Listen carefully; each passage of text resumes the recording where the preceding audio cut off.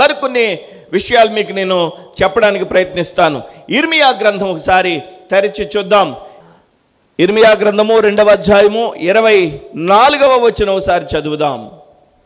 అరణ్యమునకు అలవాటు పడిన అడవి గాడిదవు, అది దాని కామాతురత వలన గాలి పీల్చును.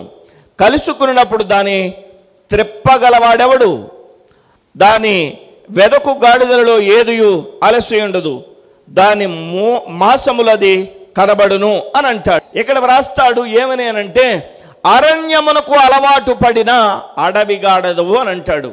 అరణ్యమునకు అలవాటు పడిన అడవి గాడిద అనంటే దాని అర్థం, అరణ్యము అని దేనిని పోలుస్తారంటే లోకాన్ని పోలుస్తారు. లోకానికి అలవాటు పడినటువంటి అడవి గాడిద అని అంటాడు. లోకమునకు అలవాటు పడినటువంటి అడవి గాడిద అనంటే దాని అర్థం ఏంటంటే, దేవుని యొక్క వాక్యాన్ని పరిశీలన చేసినప్పుడు లోకములోనే ఆనందిస్తూ, లోకములోనే జీవిస్తూ, లోకమునికే అలవాటు పడినటువంటి ఆ పరిస్థితులు ఏ జీవితంలో ఉన్నాయో ఆ జీవితాన్ని ప్రభువారు అంటున్నారు, అరణ్యమునకు అలవాటు పడిన అడవి గాడిద అని చెప్తూ ఉన్నాడు. అడవి అనేది బైబిల్ గ్రంథంలో లోకానికి సూచనగా ఉంది.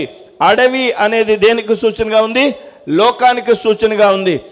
లోకములో ఆనందించేటువంటి వ్యక్తులు దేవుని యొక్క సన్నిధిలో ఉండేటువంటి ఆనందాన్ని అనుభవించలేరు.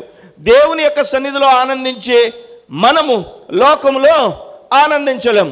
లోకములో ఆనందించేవారు అలవాటు పడ్డారు లోకానికి. దేవుని యొక్క సన్నిధిని అనుభవించే మనం దేవుని యొక్క సన్నిధికి అలవాటు పడ్డాం. ప్రభువైన యేసుక్రీస్తు గురించి వ్రాయబడింది ఏమనంటే, ఆయన అలవాటుగా కొండ ఎక్కెను అని చెప్పి వ్రాయబడింది. ఆయన అలవాటుగా కొండ ఎక్కాడట. ఎందుకని? కొండ ఎక్కడం అలవాటు ఆయనకి.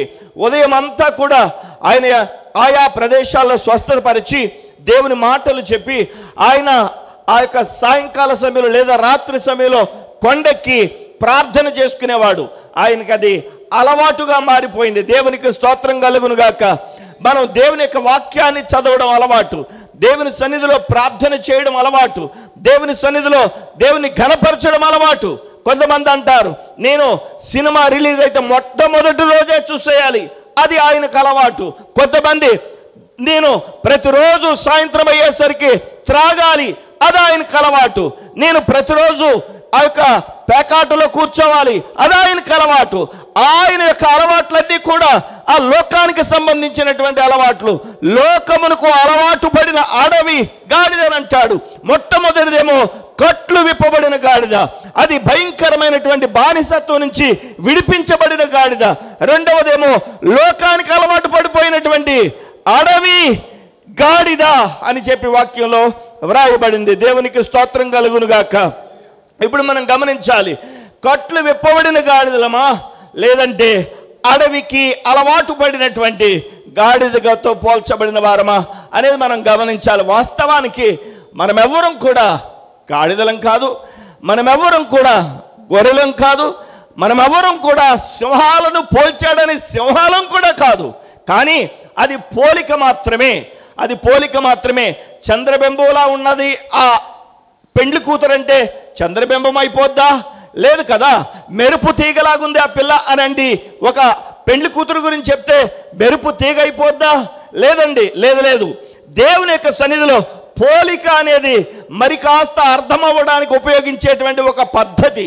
అందుకనే కట్లు విప్పబడినటువంటి గాడిదను ప్రభువు యేసు మన ముందు పెట్టాడు. ఈరోజు మరొక గాడిద, అడవికి అలవాటు పడిపోయినటువంటి గాడిద, లోకానికి అలవాటు పడిపోయినటువంటి గాడిద, ఆ అలవాటుని తప్పించుకోలేనటువంటి గాడిద ఇక్కడ మన ముందు పెట్టాడు. ఎలాంటి పరిస్థితుల్లో మనం ఉండగలుగుతున్నాం అనేది ప్రశ్నించుకోవాల్సింది మనమే. కాకపోతే దేవుడి యొక్క సన్నిధిలో కూర్చుని ఈ యొక్క ఆనందాన్ని అనుభవించడానికి ప్రభు మనకి సహాయం చేస్తాడు. దేవునికి స్తోత్రం. మేము రామన్నారనుకోండి, 1,00,000 రూపాయలు మీ ముందు పెట్టి రెండన్నా రారు. 10 లక్షలు మీ ముందు పెట్టి రెండన్నా రారు. మీ మనస్సులో నా దేవుడు, మీ మనస్సులో మన ప్రభు అయిన యేసయ్య దేవుని సన్నిధికి వెళ్ళాలి అనేటువంటి ఒక గొప్ప వాంఛను మీలో పెట్టారు. కాబట్టి నేను వచ్చే ముందుగానే ఈరోజు వచ్చి కూర్చున్నారు. హల్లెలూయా!